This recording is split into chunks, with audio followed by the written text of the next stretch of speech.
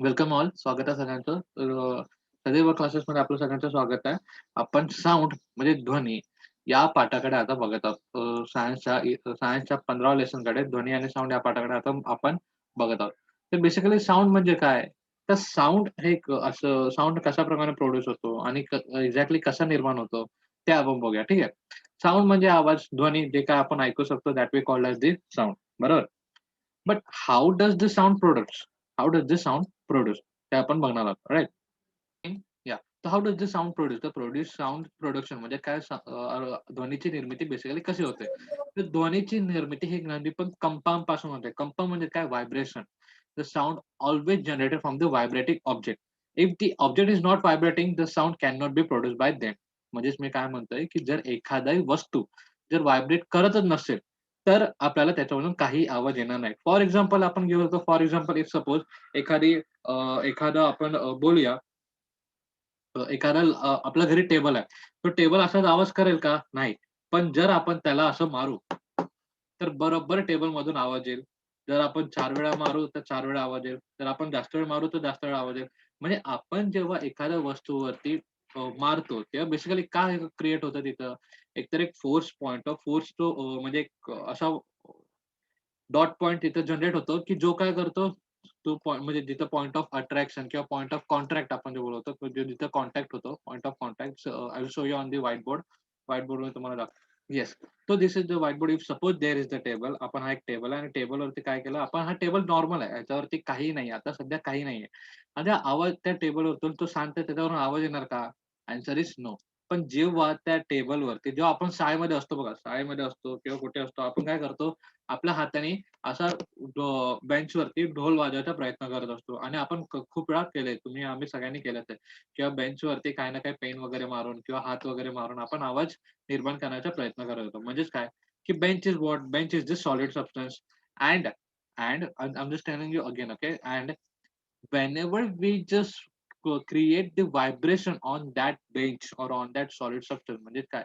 जेव्हा पण आपण एखादी गोष्ट मारून तेव्हा कंपन तयार करतो, त्यालाच आपण कंपन तयार करतो. त्याच कंपनामुळे आवाज निर्माण झालेला आपण बघू शकतो.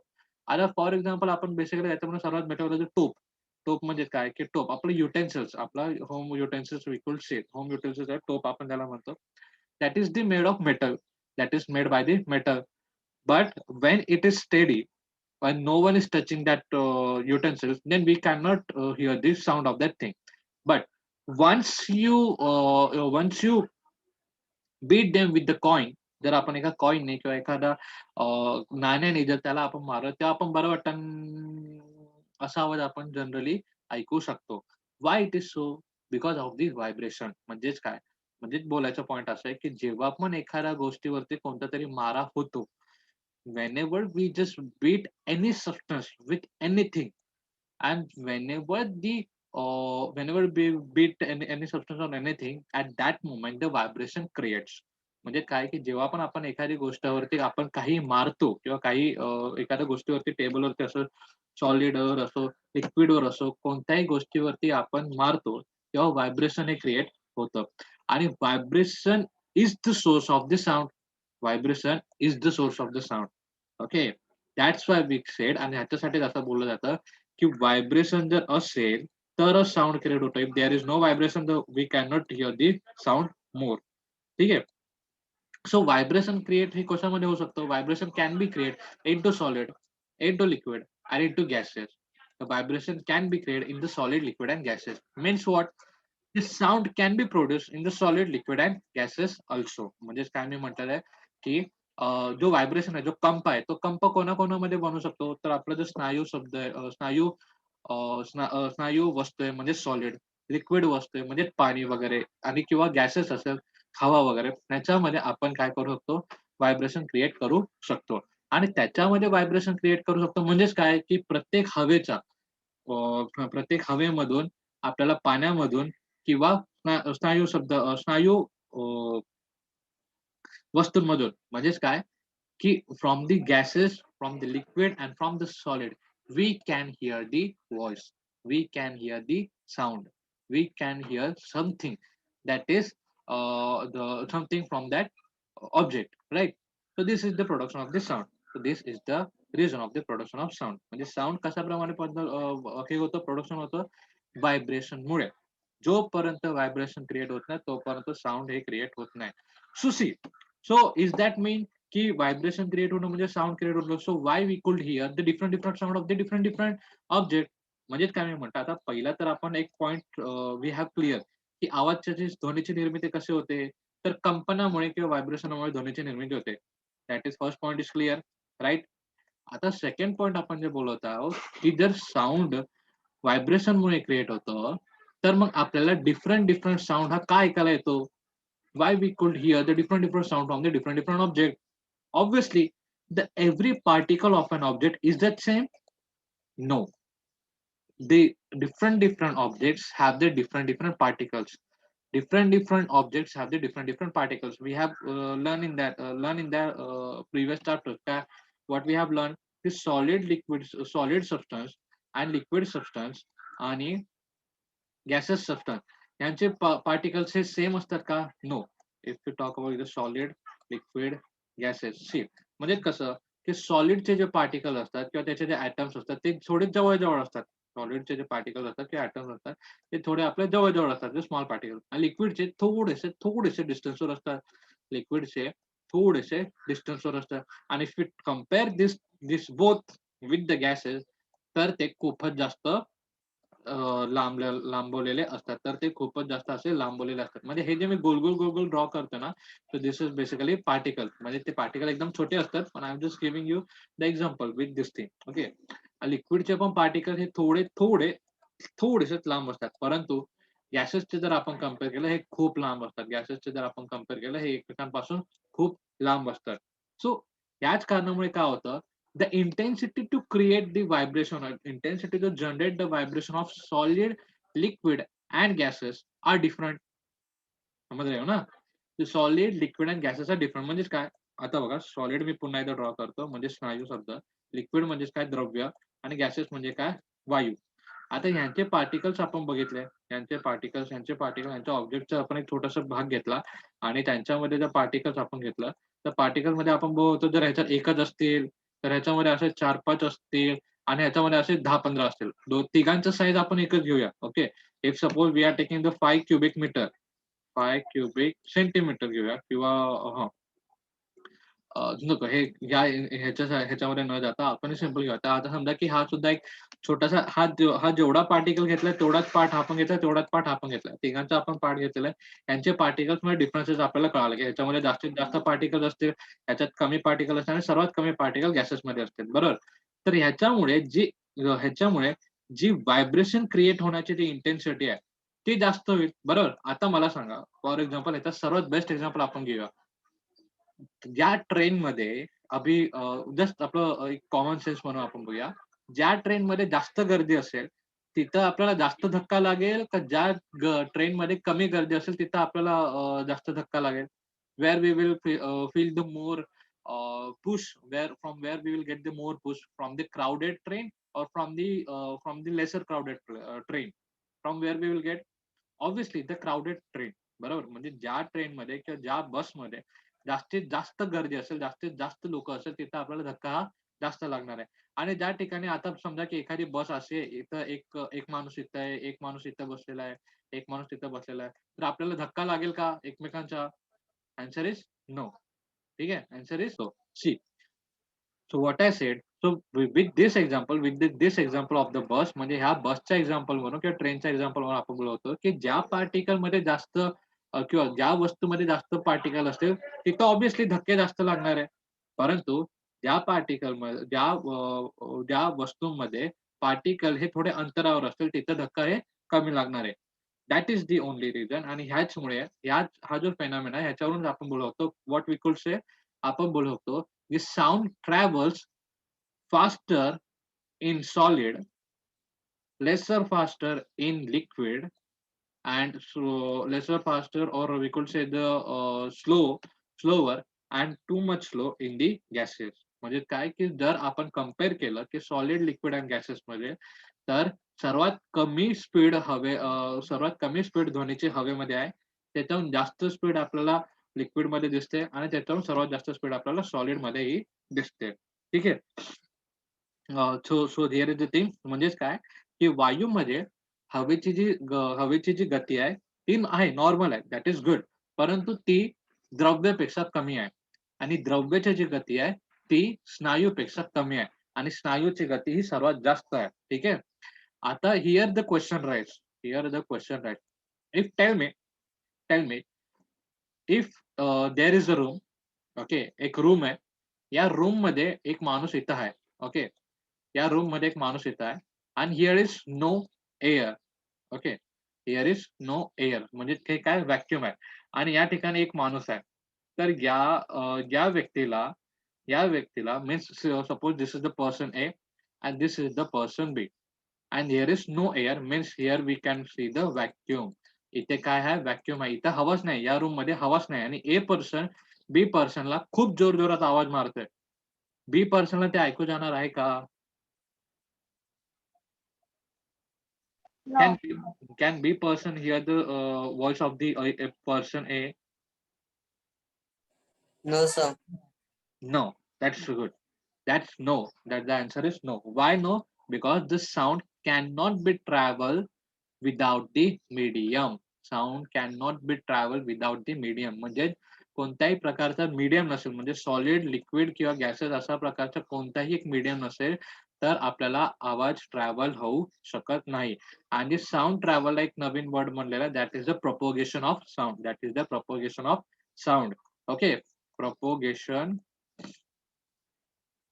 Propagation of sound. ठीक आहे. प्रोपोगेशन ऑफ साऊंड म्हणजे काय, की ध्वनीचं ट्रॅव्हल होणं किंवा ध्वनीचं आपण बोलतो, let me see the word that of that. तो ध्वनीचं प्रभिवनं म्हणजे propagation of sound, that we could say. Okay. So next point we will see. So how does this sound travels? So पहिला आपण दुसरा सेकंड क्वेश्चन आपण पुन्हा घेऊया. That one thing is clear, the sound travel by the solid, liquid and gases. म्हणजे आपल्याला एक कळालं, ते सॉलिड, लिक्विड अँड गॅसेस म्हणजे काय, स्नायू द्रव्य आणि वायू यांच्यापासून वायू काय होतो, परिभ्रमण करतो म्हणजे प्रोपोगेट करतो. बरोबर. हा. परंतु कशाप्रमाणे करतो? So there are the waves. तर हे काय आहेत, वेव्स आहेत. There are the wave. तर कोणते कोणते वेव्ह ते आपण बघूया. बघा, एखादं व्हायब्रेशन होत आहे, तर व्हायब्रेशन होत आहे, तर त्यांना काही ना काहीतरी वेव्स मध्ये फॉर्मेशन होणारच ना. आता बघा, let let one thing let me clear the one thing. See, जर वी आर स्टँडिंग हिअर, जर आपण इथं असतो, ओके, आपण इथं आहोत. आणि आपण इथे आपलं सगळ्यांनी गिटार बघितलं असेल, गिटार. सो गिटारमध्ये बघताना आपल्याला ह्याचे 3 ते 4 असे 6 स्ट्रिंग असतात. त्या स्ट्रिंगला आपण हे केलं, मारलं, तर त्या गिटारचे स्ट्रिंग काय होतात, हलतात. आणि ते काय क्रिएट करतात, व्हायब्रेशन क्रिएट करतात. आता त्याचप्रमाणे आपण एक गोष्ट कळाली आपल्याला, की व्हायब्रेशनमुळे साऊंड फॉर्मेशन होतो. आणि सॉलिड, लिक्विड अँड गॅसेसमध्ये साऊंड ट्रॅव्हल करतो. That one thing is clear. म्हणजे काय, कंपनामुळे ध्वनी ध्वनी बनतो. आणि आणि स्नायू, द्रव्य आणि वायू या तिन्ही माध्यमातून ध्वनी परिभ्रमण करत असतो. हे एक 2 गोष्टी कळाली. आता आपण बघूया, की तो भ्रमण कसं करतो, म्हणजे how does this sound propagates. So it's in the form of waves. म्हणजे काय, तो वेव्हच्या फॉर्ममध्ये, ह्याच्यामध्ये, लहरीच्या फॉर्मेशनमध्ये तो कधी पण ट्रॅव्हल करत असतो. आता कोणत्या लहरी, that we will look at. Okay, we will see that. हां. So here are some waves. तर अशा प्रकारच्या 3 वेव्हज मधून आपण इथं बघतो, कारण it's on the fork. Fork म्हणजे काय, की ट्युनिंग फोर्क. फोर्क म्हणजे एक अशा प्रकारचा ऑब्जेक्ट असतो. ओके, अशा प्रकारचा फोर्क म्हणजे त्याला आपण इथे म्हटलेलं आहे, मराठीमध्ये आपण त्याला म्हटलेलं आहे, मराठीमध्ये आपण त्याला काय म्हटलेलं आहे, नादकाठ्य. नादकाटा. नादकाटा म्हणजे काय, की हा जी भुजा असते, ह्याचे आर्म्स असतात आणि हा आधार असतो. इथं आपण पकडूया आणि हे आपण मारूया. ओके, हे जर एखाद्या वस्तूवरती मारलं ना, तर त्याच्यापासून इथे जी लिहिलेली असते त्या फ्रिक्वेन्सीवरती आपण बोलतो आवाज जनरेट होत असतो. आणि आवाज हे या लहरीनुसार पसरत असतो. आपल्याला बघितलेलं असेल, आपण सिक्स्थच्या ह्याच्यामध्ये, लेसन्समध्ये आपण बघितलं, सिक्स्थच्या ह्याच्यामध्ये लॉन्जिट्युडनल वेव्ह आणि there are 2 waves that we have seen. म्हणजे दोन प्रकारच्या वेव्हजनी तो ट्रॅव्हल करताना आपण बघितलेला आहे. ठीक आहे. So yes, so let's talk about its, yes. So here is the thing, the frequency of the sound wave, the frequency of the sound wave. तर हे बघा, this is what I was showing you, this is what I want to show you. हे आपण बघा. Yes, जो how does the sound travels, तो sound travels by this two waves, म्हणजे अशा प्रकारच्या दोन वेव्सनी ते साऊंड ट्रॅव्हल करतात, लॉन्जिट्युडनल वेव्ह आणि ट्रान्सफर वेव्ह. ट्रान्सफर वेव्ह म्हणजे बेसिकली हे जे आपल्याला समुद्राच्या लहरीसारखा दिसत असतात, ओके, समुद्राच्या लहरीसारखा आपल्याला दिसतात. आणि लॉन्जिट्युडनल वेव्ह हे बेसिकली आपल्याला सरळ दिसतात, राईट. परंतु ह्यांच्या व्हायब्रेशन मध्ये जर आपण बघायला गेलं तर आपल्याला डिफरन्सेस आढळून येतील. म्हणजे बघा, या ठिकाणी आपल्याला प्रेशर जास्त आहे, या ठिकाणी आपल्याला प्रेशर कमी आहे, पुन्हा या ठिकाणी आपल्याला प्रेशर जास्त, पुन्हा या ठिकाणी प्रेशर कमी, आणि पुन्हा या ठिकाणी प्रेशर हे जास्त आणि इथे कमी. तर अशा प्रकारे लॉन्जिट्युडनल वे म्हणजे काय, हा हे what we could say the parallelly, sorry, propagationally आपण बोलत होतो की परपेंडिक्युलरली तो बेसिकली ट्रॅव्हल करत असतो. परंतु ट्रान्सव्हर्स वेव्ह हे परपेंडिक्युलर ट्रॅव्हल करत असतो, परंतु त्यावेळेस आपण बोलत होतो पॅरलली सुद्धा तो जात असतो. Means what, how we could से, म्हणजे कसं की आपण बघायला गेलं तर longitudinal wave is basically like this. इथे जरा प्रेशर आपल्याला जास्त वाटतंय, परत इथं कमी वाटतंय, परत एकदा जास्त, परत कमी, परत एकदा जास्त, परत कमी, परत एकदा जास्त. म्हणजे कसं, आता बघा, म्हणजे कसं, जर ह्याचं आपण बेस्ट एक्झाम्पल घेऊया. आपण बसमध्ये, लाईनीमध्ये, एका क्यू मध्ये आपण सगळेजण व्यक्ती एका क्यू मध्ये उभे आहोत, ओके. म्हणजे आपण जाते 10-12 व्यक्ती क्यू मध्ये उभे आहोत, आणि एकाने इथं धक्का दिला. एकाने जर समजा की चुकून माकून एकाच्या इथे धक्का लागला, तर तो धक्का पुढे पुढे पुढे पुढे लोकांना पास होत जातो, बरोबर. तो धक्का पुढे पास होतो, परंतु त्याच्या मागचे आणि पुढचे हे जे काय असतात, थोड्या वेळासाठी प्रेशर त्यांचा रिलीज झालेला असतो. आता कसं, मी तुम्हाला व्हाईट बोर्ड सांगतो. Longitudinal wave and transfer wave. If suppose we are standing in the queue, आपण सगळेजण 10-12 जण, आपण सगळेजण एका क्यू मध्ये आहोत, म्हणजे एका ओळीमध्ये, एका लाईनीमध्ये आपण उभे आहोत. आणि एखाद्या व्यक्तीने, समजा की या व्यक्तीने, 2 नंबरच्या व्यक्तीने पुढे या साईडला धक्का मारला. धक्का मारला. तर धक्का मारताना कशा जातील? ह्याचा धक्का याला लागेल, ह्याचा धक्का याला लागेल, ह्याचा धक्का याला लागेल, ह्याचा धक्का याला लागेल, ह्याचा धक्का याला लागेल, ह्याचा धक्का यायला लागेल आणि ह्याचा धक्का यायला लागेल. असं करत, करत, करत दुसऱ्या माणसाचा धक्का हा तिसऱ्या माणसाला लागून, तिसऱ्या माणसाचा धक्का चौथ्या माणसाला लागून, चौथ्या माणसाचा धक्का पाचव्या माणसाला लागून, असं करत, करत, करत 12व्या माणसापर्यंत तो धक्का जातो, राइट. परंतु होतं काय? जेव्हा दुसऱ्या माणसाचा तिसऱ्याला धक्का लागतो, तेव्हा चौथा आणि पाचवा माणूस हा काय असतो? रिलॅक्स असतो.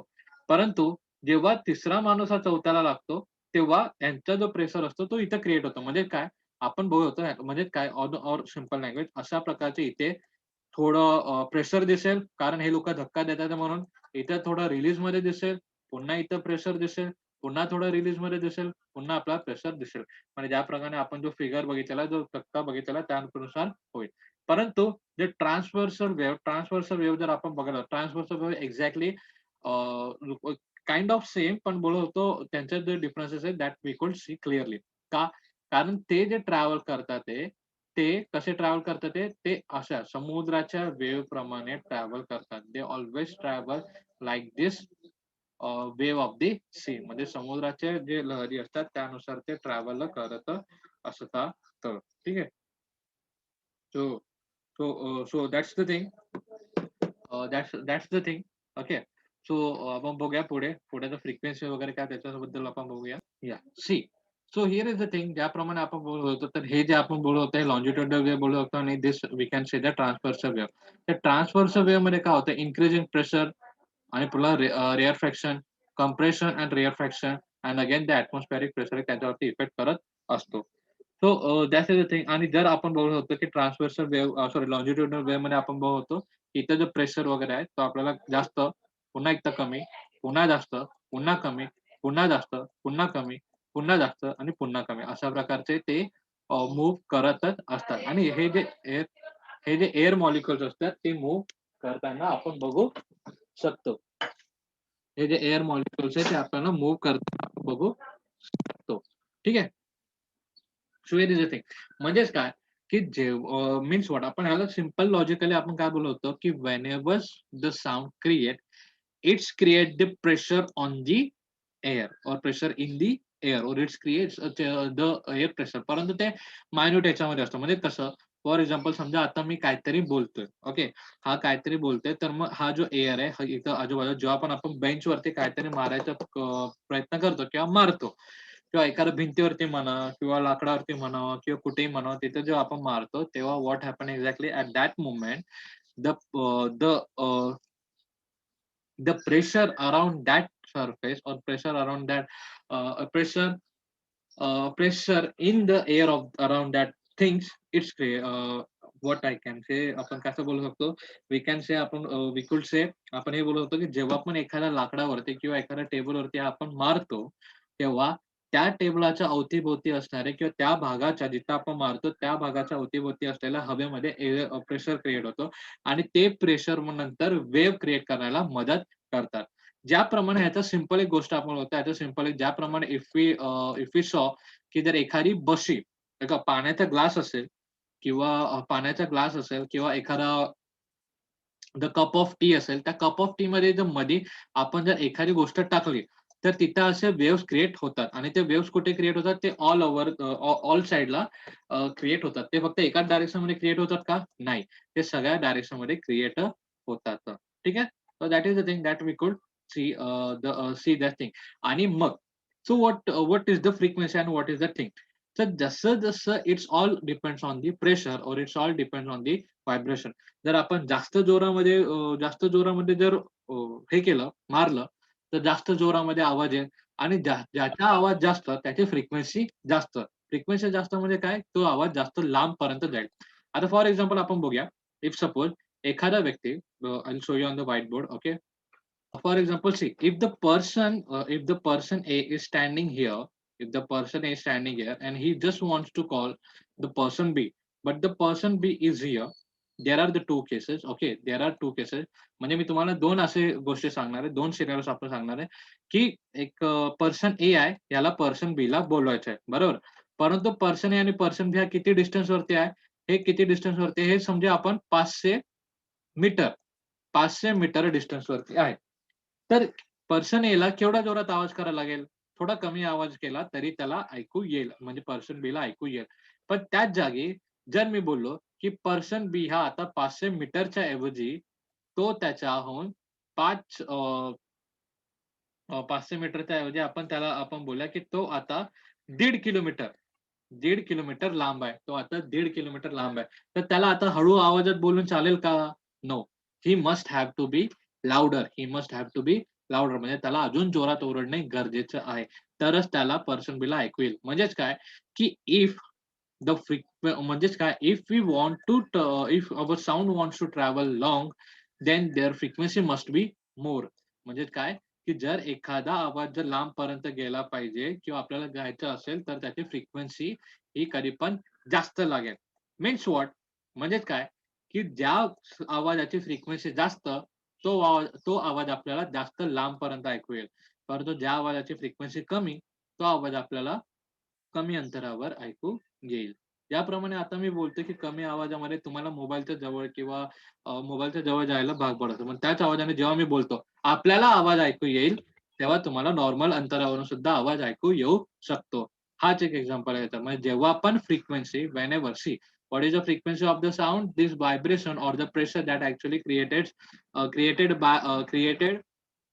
on the air surface, or we could say that solid surface or any objective surface. Okay. म्हणजे काय मी म्हटलंय, की हां, म्हणजे मी काय म्हटलंय, की फ्रिक्वेन्सी हे कसं आहे, तर फ्रिक्वेन्सी जेव्हा जास्त असते, तेव्हा आवाज हे आपल्याला जास्त लांबपर्यंत ऐकू येतो. परंतु जेव्हा फ्रिक्वेन्सी कमी असते, तेव्हा आपल्याला कमी अंतरापर्यंत आवाज ऐकू येतो. ठीक आहे? या येस. तर फ्रिक्वेन्सीला आपण काय म्हटलेलं आहे, तर फ्रिक्वेन्सीला आपण बेसिकली तरंगे त्याला म्हटलेलं असं आपण बोलू शकतो. म्हणजे बघा, द तरंगाची तरंगाची वारंवारिता. म्हणजेच काय, की जर आवाज तरंग, ध्वनी तरंग हे आपल्याला ध्वनी तरंग हे खूप जोरात लागते, जेव्हा आपल्याला लांबपर्यंत ट्रॅव्हल करायचं असेल. परंतु जर ध्वनी तरंग हे कमी असतील, तर आवाज हे थोड्या अंतरापर्यंतच ट्रॅव्हल करू शकतो. ठीक आहे? That is the thing. ह्याच्यामध्ये थोडेसे आपल्याला काही डिटेल्स आपल्याला दिलेले आहेत. म्हणजे फ्रिक्वेन्सीबद्दल. तर फ्रिक्वेन्सीचा एक युनिट आपण जे बोलतो हर्ट्झ. ओके. फ्रिक्वेन्सीचा युनिट आपण हर्ट्झ म्हणून आपण बोलवतो. फ्रिक्वेन्सीचा युनिट म्हणजे काय? Hertz. Okay. So what is the unit of the frequency? It's hertz. S-Z. You do read this lesson. You do read this thing. आपण फक्त एक्सप्लेनेशन द्वारे घेतो. You do read this lesson. काही डाउट वगैरे असेल, काय कळत नसेल, तर जस्ट लेट मी नो. मला सांगा. ठीक आहे. नेक्स्ट सेशनमध्ये आपण solid and sorry sound and music बद्दल आपण बोलणार आहोत आणि plus sound produce by the humans ह्याच्याबद्दल सुद्धा डिटेल्समध्ये आपण बघणार आहोत. ठीक आहे. जस्ट या. भेटूया नेक्स्ट सेशनमध्ये.